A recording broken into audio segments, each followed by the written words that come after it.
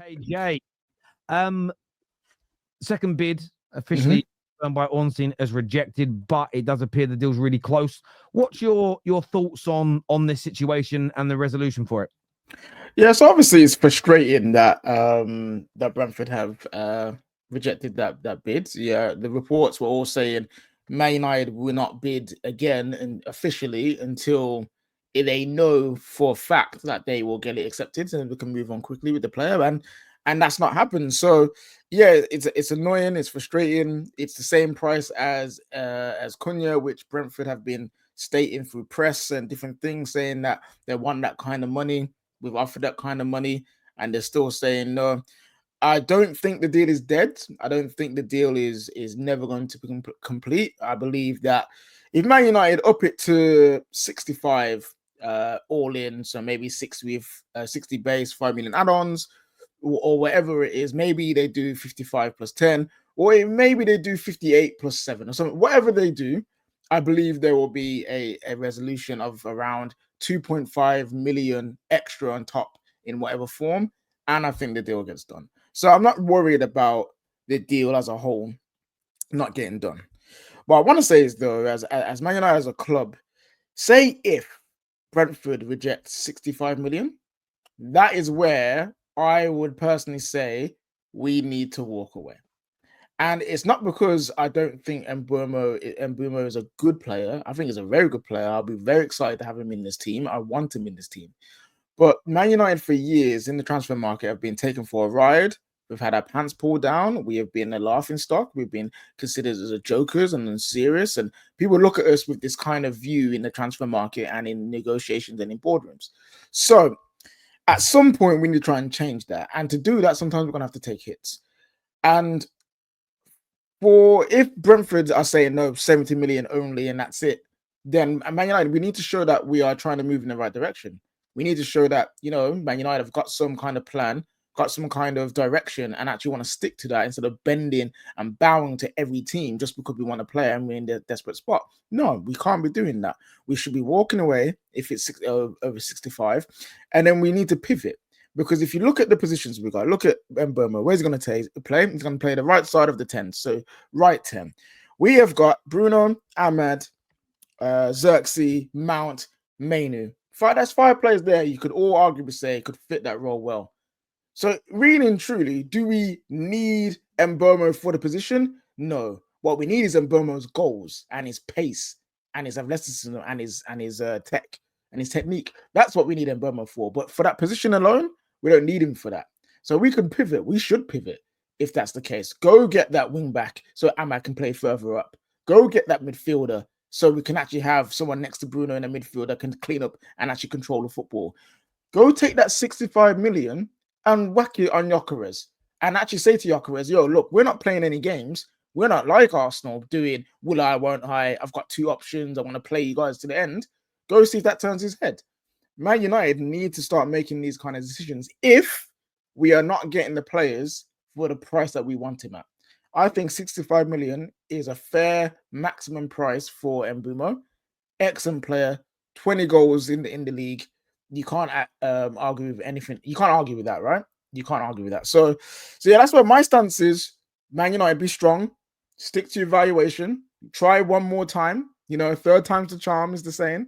Try one more time. And if you can't get the agreement done, show that you're not weak. Show that you're willing to walk away, move on to another 10 target or pivot to a different position and move forward. Because we can't go on like this. Because if we keep this caving, it doesn't matter what any of us have said about the past, they'll just be repeating it. So I'm very intrigued to see how it goes. I do believe it'll get done. And I do believe it'll be around 65 million pounds. Where how it's going to be divvied up with add-ons and base, I don't know.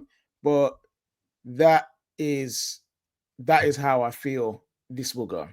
And I'll be happy with that. I'll be okay with that. Look, I hear a lot what you're saying. There's some breaking news from the Times. And Paul Hurst has put this out saying Brentford want a large proportion of Brian Mbeumo's deal up front. And these are all the little peccadillos that one could feed into walking away, like you've said, or 2 slight adjustments. So you might find that 55 plus 7.5 is enough if we pay 25 million up front rather than 15 million, as an example. And I think that these are the little intricate details which I actually quite enjoy it. I love the transfer stuff. Maybe it's my background in sales. However, I get fans get frustrated, but equally, you can't demand updates every day and then get annoyed at the minuscule updates, because we used to just wait for the clubs to announce it. And that's it. If we just waited for clubs, we'd all just be chilling all summer, not thinking about transfers. And then you go, oh, the deal's done. Oh, that was quick. Because you wouldn't be like everything, isn't it? You know, like you put your microwave on for 5 minutes or toast in the toaster. It takes a lot longer when you watch it than if you walk away and do other things. So I sometimes think the constant staring makes everything feel a bit longer. Yeah, like obviously this summer we've both committed to not staring at the timeline waiting for news, and things happen better. Like I was at the gym. That's twice now, and Mbeumo news has dropped when I'm at the gym. You know what I mean? So it just shows life moves on. If you just live life, the news will come. But what I want to say is about that new update as well is that Man United being bad on the pitch is another reason why we're in this situation. I mentioned to you earlier, so I'll say again for the viewers. It's not just the fact that we've had Glazers and the Woodward running things and they've paid ridiculous amount of money for different players. It's also the fact that we're bad and inconsistent, and at any moment we could drop off a cliff. So Brentford, they're going to want a lot of the money up front and a lot of the money in the base fee, because if they look at the add-ons, look at the 55 plus 725.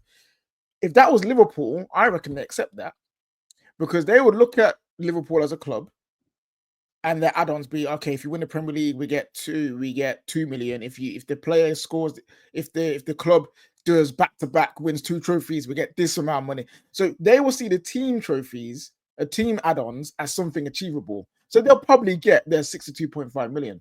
But with Man United, they look at us and like, wait, so you want us to wait until you get top 4 for us to get, I don't know, 2.5 million extra on the deal? We have to wait for you to win a trophy to get X amount, win the Premier League to X amount. We can't promise that. You know, and so Brentford are going to want guaranteed money where they can. And also the Cunha deal. We tried to do it over 5 years, couldn't get it over 5 years. We have to pay 62.5 million over 3. They are going to probably want something similar.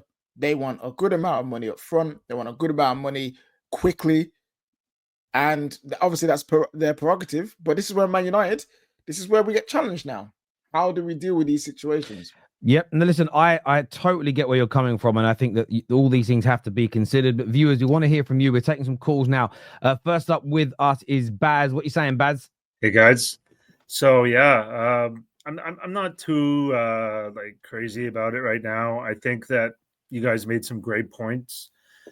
Basically, you know, our whole fan base has PTSD, right? Like we really, after this 10, 12 years of nonsense, every time news comes out, we overreact to it. I find there's kind of a double standard where people are getting mad because we pay too much for players, but then if we try to pay less for players, they get mad as well because they want them right now. And that's the problem right now. And exactly, I think KJ hit the point on the head there, is that, you know, until we start getting better, until we have a little more aura, a little more prestige again, we're not going to get the best deals in the transfer market like Liverpool has been doing, for instance, right? And it's not going to be as smooth as we want it, but we have to continue this process, because if we don't continue this process, we're going to have a reputation of a team that can be taken in the transfer market, right? And I mean, just think about it. If you were going to buy a car and there was a car dealership that you can get a good deal from, and then there's another car dealership that has a very stingent and shrewd negotiators, you're probably going to go to the other car dealership that's going to be an easier deal for you, right? So, I mean, it's the same type of thing. And the other thing that's really important to think about here is that we need cash, right? So people say, oh, 2.5 million, 5 million. Once you add it up on 3 or 4 or 5 players that we get, that's like an extra player at the end of that. And I know that we take we do it and amortize it over 3, 4, or 5 years, but the cash we have in the bank right now is going to help us get other deals. And one other thing I want to say is that we can't just we're getting these as our marquee players. We're going to have to get value somewhere else in the market. So we need to have money in the bank to get deals done. That's where I'm at with this. Yeah, listen, I think you make a lot of great points there, Baz, as ever. I want to thank you for all you do for the channel, your memberships and everything else, mate. It's an absolute pleasure. Thank you. Cheers, guys. Cheers, Baz. Thank you. Also, we've got Lou joining us now. Lou's a United fan. How are you, Lou? You've got your mic muted. I was basically just telling you I'm not very happy. So I'm so mad I forgot where the mic was. Why are you mad, Lou? Because it's ridiculous, Terry. You're like so level-headed. You're like, hey, I'm doing this channel. I'm like so neutral. I'm like, no, hurry up. What are they doing? They're wrecking the game. I'm like, right. Actually, I agree with most of what KJ said, actually. So he's completely stolen my thunder. He's taken all of my points. So next time I actually need to go on before KJ, okay? Yeah. But no. Also, and I wanted to say this to you earlier, but I was in the shop, so I couldn't go on the call. So I was like, later, I'm going to get him later because there's definitely going to be news. I, as a fan, am going to react one way. I don't expect the club to react the same way as I do as a fan. So I am going to be petulant. I am going to be moody. I'm going to be completely immature and throw my toys out of the pram. With Gyökeres, I don't want him anymore if Arsenal's his first choice. Fuck him. Why, if Arsenal's his first choice, let them have him. And if they don't want him, let him just go to the desert. I don't care. But I don't expect the club to react like that. You know what I mean? With Mbeumo, I'm like, walk away. Walk away. Brentford are taking absolute pizzazz. Just tell them to get lost as well. They can get lost with Gyökeres. But I don't expect the club to react like that. If the club is reacting how I'm reacting, I'm going to start getting really worried, more worried than I have been for the last 20 years. Do you know what I mean? Mm-hmm. So I think sometimes you're so level-headed because you have to be because of your job. Do you know what I mean? Like maybe you're just like that in life, but you know, you have to be on the channel because you try as much as you can to be neutral. And sometimes maybe that feeds your opinions, like when you're talking about United, really funny, because Lou. It's a habit. Sorry to interject. That's really funny. People don't realize sometimes there is a difference between me giving an opinion and playing host. Yeah. And it's the, again, the toaster people don't understand it. The same as I did a video yesterday, which was about Eze, and it was a pure opinion piece. And I had a message from someone, two messages in the space of an hour going, "Brother, I love your new thumbnails." I went, "What do you mean?" He goes, "I love the foreshadowing." And I'm like, someone gets it. It's like, it's this is bad for us if it happens. The thumbnail's a prelude to it. Somebody else is like, "Why are you lying on the thumbnail?" It's like, "Oh, you didn't get it." So thank you for understanding that when I'm being the host, I do get the petulant and immature nature of it, but I'm trying to host a show, and my job, and some people think this is being fake. They're entitled to that.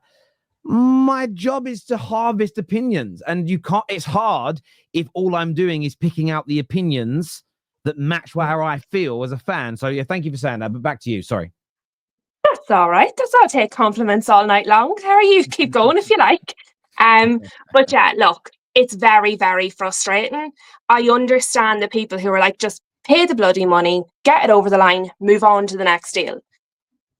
But also from my point of view, I'm like, I completely agree with KJ. We can't say that we want to change our habits. We want to change how we're perceived. We want to change overpaying. We want to change how other teams treat us when we're negotiating if we just do what other teams want when we're negotiating. And at some point, you are going to miss out on targets because you have to just turn around and say, "You know what? No, like this is our offer. Either you accept it or we will walk away."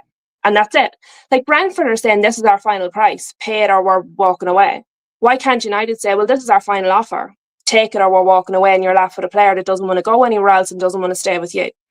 You know, so I can see both sides of the coin. For me to undo years of damage, it's going to take years of work and years of saying, "No, actually, this is different.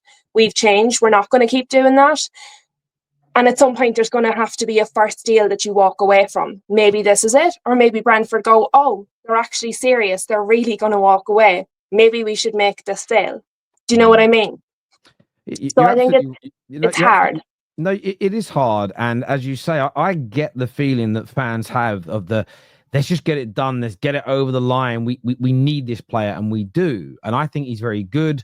I like what he's about. I think he'll help to move the needle. At the same time, there is a and I've seen it all summer, and maybe I have got to learn to maybe not react in the same way, but I get this. I want us to act like Liverpool just did. So yeah, Liverpool are able to behave like that because of the consistency of their approach in transfer windows. So I'm back in the gym now. I'm trying to get back in shape. I keep having problems though, major problems of drinking too much wine and loving life too much and being a foodie. But the point is, I'm in the gym, and I was in there tonight, right? I went gym and then I had a little swim, and I came home, and then this news had broke. And I was watching this group. I wouldn't say they were young. They're probably late 20s, early 30s. Couple of ladies, about 3 or 4 guys, and they're smashing it out in the corner. And I'm watching, and a part of me's going, I fucking would have killed them in the gym 10 years ago when I was fully. I'd be able to. They were doing like circuit training. I'd have smashed them. But then I'm also sitting there, and I'm like, yeah, but I'm not that person anymore. The only way I get back to it is by consistent work. I can't go from where I am now to doing that circuit training with them at that level like this. And I think business works in a very similar way as well. But I also get the fan element. We want the deal done. And there's loads of reasons. One, we want to feel more relaxed. 2, let's be honest. Some of it is you want to be able to go, and rub it in everybody else's faces. Look what we just got. And there's and we're football fans have always done that. And I don't think we'll change. So I do get it. But Lou, amazing call. Brilliant breakdown. And we'll chat again soon. Talk soon. Bye-bye. See you later. Take care, Lou. Next on the show,